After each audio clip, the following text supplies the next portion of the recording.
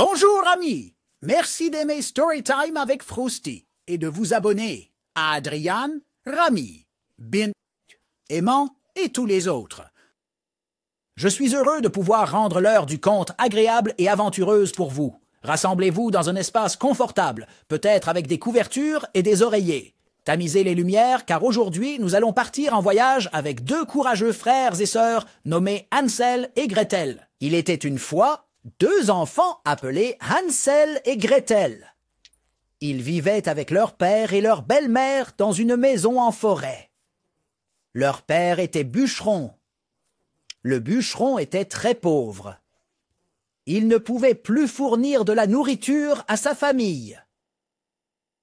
Une nuit, sa femme suggéra qu'ils emmènent les enfants dans la forêt et les y laissent.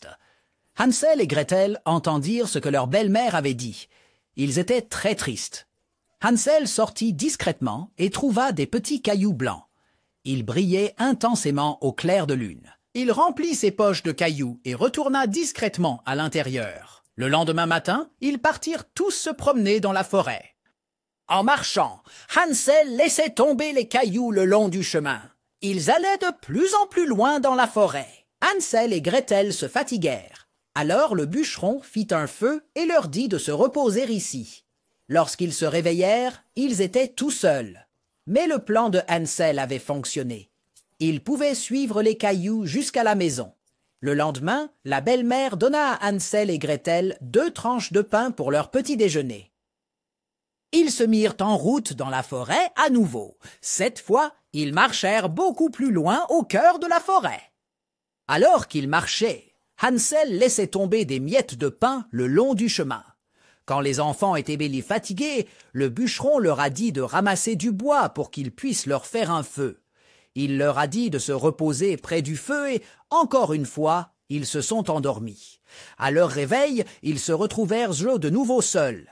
Hansel n'était pas inquiet.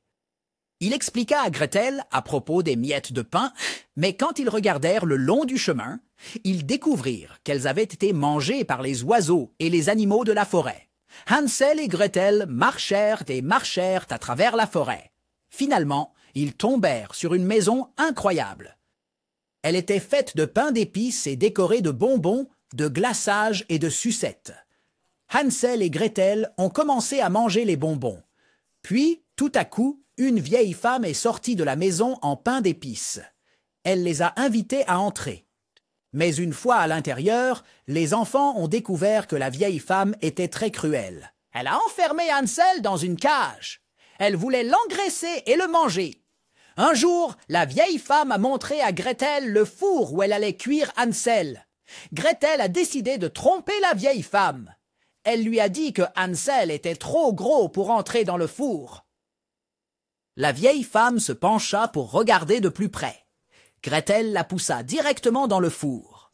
Ensuite, Gretel trouva la clé de la cage et l'ouvrit pour que Hansel puisse sortir. Ils étaient ravis. Avant de partir, Hansel et Gretel regardèrent autour de la maison en pain d'épices. Ils trouvèrent un coffre plein de pièces d'or. Ils décidèrent d'emporter le coffre chez eux. Après une longue marche à travers la forêt, Hansel et Gretel finirent par trouver un chemin qu'ils reconnaissaient. Ils ont couru avec excitation le long du chemin et ont finalement vu leur maison au loin. Tous trois vécurent heureux pour toujours. Bienvenue à nouveau, les amis. J'espère que vous avez apprécié le moment de conte avec Frosty. Je pensais à la maison en bonbons. Comment vous êtes-vous senti lorsque vous en avez entendu parler pour la première fois? Et pourquoi pensez-vous que la sorcière a choisi de vivre dans une maison en bonbons? Réfléchissez-y et parlez-en avec vos amis. N'oubliez pas d'aimer, de vous abonner et de partager. Frosty vous retrouve pour la prochaine aventure. À bientôt!